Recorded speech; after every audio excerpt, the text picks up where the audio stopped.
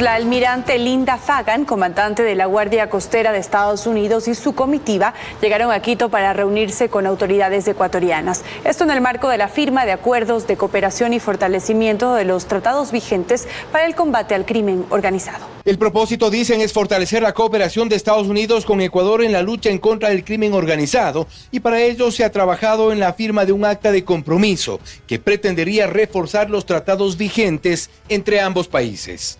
En esta intención, Ecuador ha recibido la visita de Linda Fagan, comandante de la Guardia Costera de Estados Unidos, y su comitiva. Y esto, más allá de una coincidencia, podría ser parte del guión del gobierno en su intención de instalar bases militares extranjeras nuevamente por la vía de una reforma constitucional, dice Jean Paul Pinto, experto en seguridad. Los acuerdos que pueden haberse firmado con los Estados Unidos están firmados y tienen una hoja de ruta. Hace un poco más de 10 días también estuvo un alto funcionario acá del gobierno norteamericano. Me parece a mí que para darle más fuerza a los convenios ya firmados, lo que habría que hacer es eliminar en el artículo 5 de la Constitución esa parte que dice que no pueden usar bases ecuatorianas, dejarles que operen en bases ecuatorianas para, por un lado, tener mayor control, saber qué están haciendo. Segundo, cualquier operación que hagan va a estar bajo el control y coordinación con la policía o con Fuerzas Armadas. El acuerdo fue suscrito por Fagan y el almirante Miguel Córdoba, comandante general de la Armada en Ecuador, y tiene como propósito reforzar el combate al crimen organizado transnacional, además de la cooperación en capacitación y equipamiento, en operaciones conjuntas y recursos. Desde su llegada este 18 de septiembre, Fagan ha mantenido varias reuniones con autoridades de gobierno.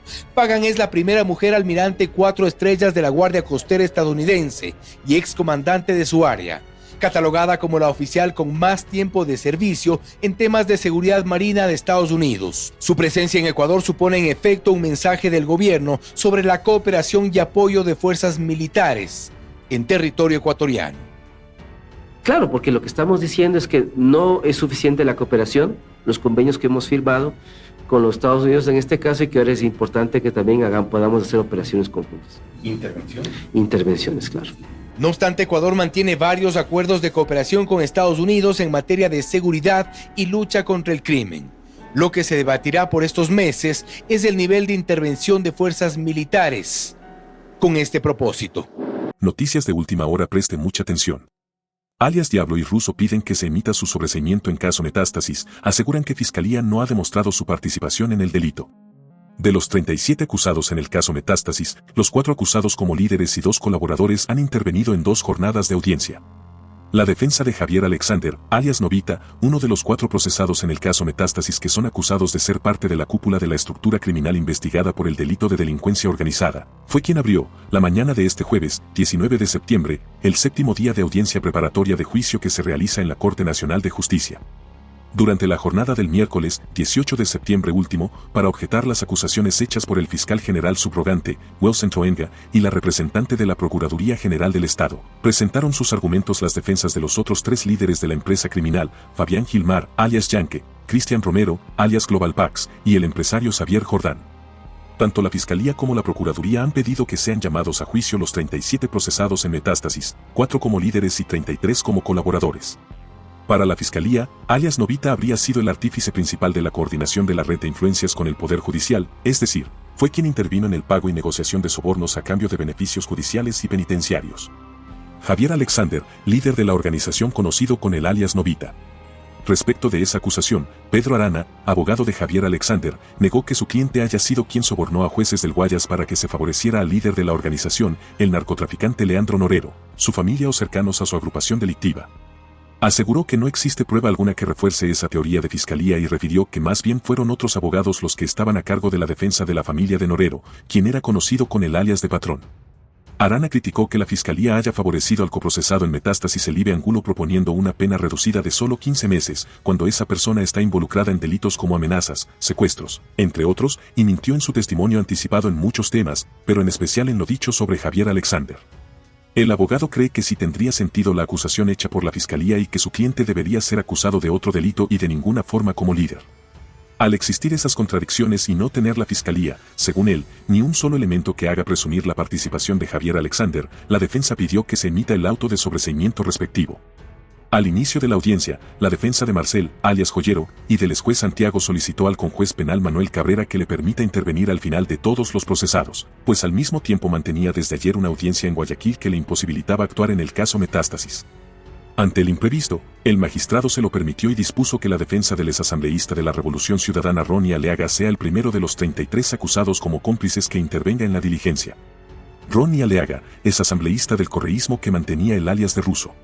De Ronnie Aliaga, el fiscal Toinga dijo que dentro de ese ámbito de impunidad es donde se dio la participación del entonces legislador. ¿Y cómo se da esto? A raíz del proceso de lavado de activos de Leandro Norero y la filtración de la foto denominada Los Tetones, surgen varios relacionamientos públicos entre la cúpula de la delincuencia organizada y sus colaboradores, refirió Toinga. La fiscalía indicó que los actos de colaboración encargados a Aliaga, alias Russo, estaban direccionados a silenciar a la persona que representaba la mayor fuente de develación de sus actividades delictivas, esto es, Fernando Villavicencio. En esa época, como legislador, Villavicencio había denunciado públicamente los hilos de la mafia manejados por Xavier y Leandro Norero, cuyas declaraciones incluso le valieron varios enfrentamientos en el pleno del legislativo con Aliaga. Abogado de Aliaga, arrancó su intervención solicitando el auto de sobreseimiento para su cliente, pues, desde su perspectiva, luego de la sustentación de los elementos de convicción, la Fiscalía no ha logrado demostrar de manera suficiente la existencia de la infracción ni la participación del ahora procesado. También refirió que en el dictamen presentado por la Fiscalía General se acusa a su defendido de ser el operador político de una estructura criminal, al tener como objetivo silenciar al entonces asambleísta Fernando Villavicencio. Sobre ello aclaró que tales acusaciones carecen de acervo probatorio y se basan simplemente en conjeturas y especulaciones que no han sido respaldadas con evidencia suficiente. La defensa de Aliaga explicó que hay que tener claro que esto se desprende de la referencia de los chats contenidos en el detalle del peritaje informático forense que supuestamente involucran a su defendido en una serie de conversaciones con Leandro Norero y el coprocesado Xavier. Sin embargo, las pruebas no han sido concluyentes ni pertinentes para denotar infracción penal ni la participación directa. Wilman Terán, expresidente del CJ y ex juez de la CNJ ubicado bajo el alias Diablo. La tercera defensa en participar este jueves, 19 de septiembre, fue la ejercida a nombre propio por Wilman Terán, expresidente del Consejo de la Judicatura y ex juez de la Corte Nacional de Justicia. De él, el fiscal Toinga dijo que era en la organización conocido con el alias de Diablo y sostuvo que él habría sido juez de la Corte Nacional a la fecha de los hechos, teniendo un rol de colaboración que radicaba en la esfera de facilitación de un habeas corpus presentado a favor del hermano de Leandro Norero. Dicha participación se habría realizado con la intervención de su mano derecha, el abogado Alex Palacios, subcoordinador de su despacho a esa fecha, cuyas conductas cuentan con evidencia suficiente, como las fotografías tomadas por él y de Elibia Angulo, alias Estimado, en la oficina del ahora procesado Wilman Terán. Así también los mensajes entre alias Estimado y Palacios que dan cuenta de que su jefe, es decir Terán, le había dispuesto que el tema de la coordinación de la resolución de la garantía jurisdiccional referida se trate de forma personal, sostuvo el fiscal general subrogante. En este punto Gosentoende planteó una pregunta: ¿cómo se hizo en este proceso? La respuesta del fiscal fue que en primer término Wilman Terán solicitó 2 millones, por medio de Palacios, a cambio de disponer la libertad de Israel Norero, hermano del patrón. Sin embargo, se explicó desde Fiscalía, debido a lo excesivo del monto, el líder de la organización criminal optó por comprar únicamente la demora en la tramitación de ese habeas corpus a cambio de 10.000 en efectivo entregados a Palacios, cuyo destinatario final fue Wilman Terán, para así ganar tiempo mientras se consolidaba el arreglo con el juez de la causa principal de lavado de activos. En más noticias. Crisis en Petroecuador por la caída de la producción de crudo en los últimos meses. La falta de inversión en la estatal petrolera la ha llevado al borde del colapso, generando un ciclo crítico que amenaza incluso a los ingresos petroleros destinados al presupuesto general del Estado. La producción petrolera no se recupera y su caída viene desde diciembre del 2023 hasta la fecha. Desde la estatal Petroecuador se han identificado varios problemas, no obstante hay uno al que apuntan quienes conocen de cerca la empresa. David Almeida, dirigente de los trabajadores, cree que la falta de inversión en los pozos para incrementar la producción es uno de los problemas que ha traído a Petroecuador hasta aquí. Decir que no tenemos recursos ni capacidad técnica es mentir.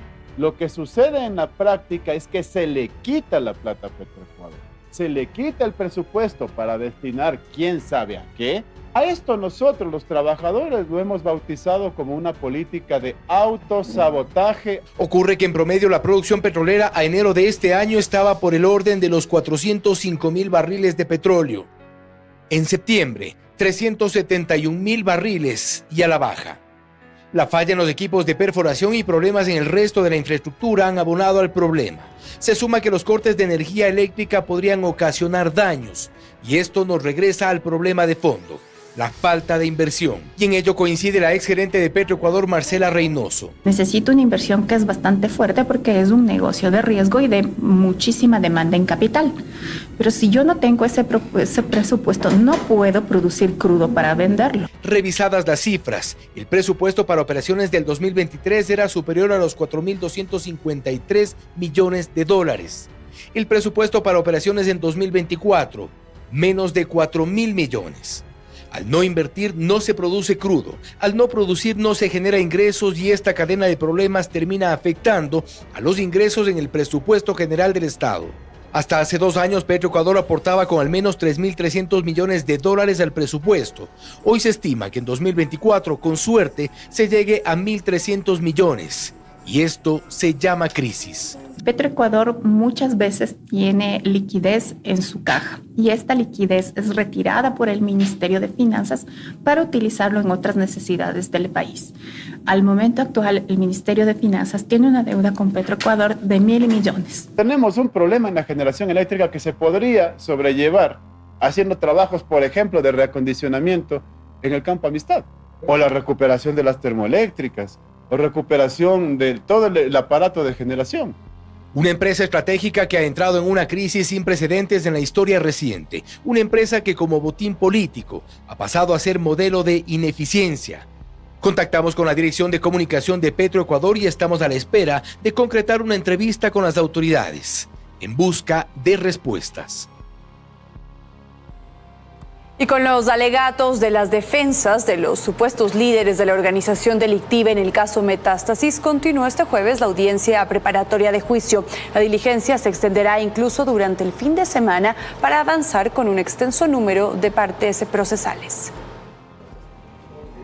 Con la participación de la defensa de Alexander Novillo, alias Novi o Novita, un abogado a quien Fiscalía apunta como un hombre de confianza del narcotraficante Leandro Norero, arrancó este jueves el 8º día de desarrollo de la audiencia preparatoria de juicio en el caso Metástasis. De acuerdo a Fiscalía, Novi integra el grupo de los 4 cabecillas de la empresa delictiva que instauró el narcotraficante Leandro Norero y habría sido el encargado de coordinar sobornos con el Poder Judicial en la provincia del Guayas. Su abogado intentó desvirtuar los elementos y, al igual que las defensas del abogado Cristian Romero, de Javier Jordán y Fabián Camposano, intentó atacar la principal prueba de esta causa: los chats que se dieron a través de una aplicación encriptada y anónima denominada Trima. De acuerdo al abogado, las conversaciones que se atribuyen a Novita corresponden a otra persona. Esto a pesar de que existen partes policiales en los que se identifica a cada usuario. Tras concluir con su intervención, la palabra se otorgó a las defensas de los 33 procesados señalados como colaboradores. Y en el caso nuestro tenemos el turno 28.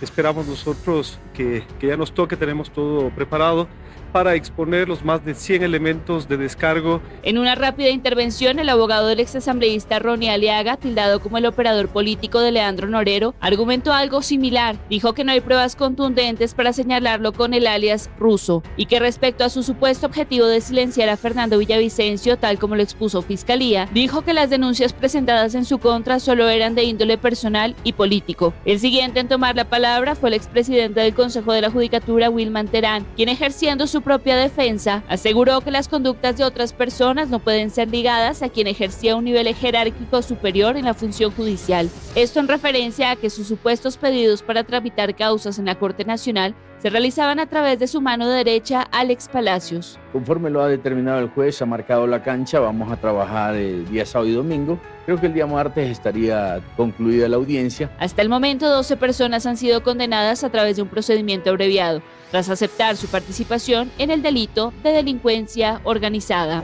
En Estados Unidos, una nueva encuesta electoral muestra un empate técnico entre los candidatos presidenciales Donald Trump y Kamala Harris. Según nuevas encuestas sobre intención de voto en Estados Unidos, los candidatos Kamala Harris y Donald Trump están empatados.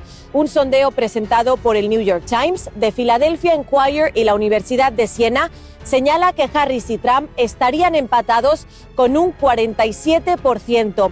Esto a pesar de que la vicepresidenta recibió comentarios más positivos que su adversario por parte de los encuestados después del debate presidencial de la semana pasada.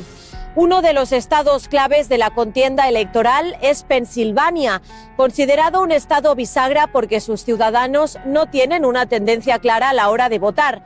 La encuesta muestra que en ese estado Harris tendría una ventaja de 4 puntos porcentuales sobre Donald Trump. Y mientras tanto se intensifica la campaña electoral. Este jueves Kamala Harris estará en Michigan, donde va a buscar votos en el área de Detroit y más tarde llevará a cabo un evento virtual con la comunicadora Oprah Winfrey, con el objetivo de alentar a los electores a registrarse para votar. Por su parte, Donald Trump este jueves estará en la capital estadounidense, donde participará esta noche en un evento. Argentina rechazó las órdenes de detención emitidas por el régimen de Nicolás Maduro contra el presidente Javier Milei y 2 miembros de su gabinete. Además, el gobierno argentino enfatizó que el caso del avión venezolano iraní, que estuvo retenido en Buenos Aires desde el 2022 y fue enviado a Estados Unidos, fue resuelto por el Poder Judicial. También recordó que en Argentina existe una clara división de poderes, algo que no se observa en Venezuela.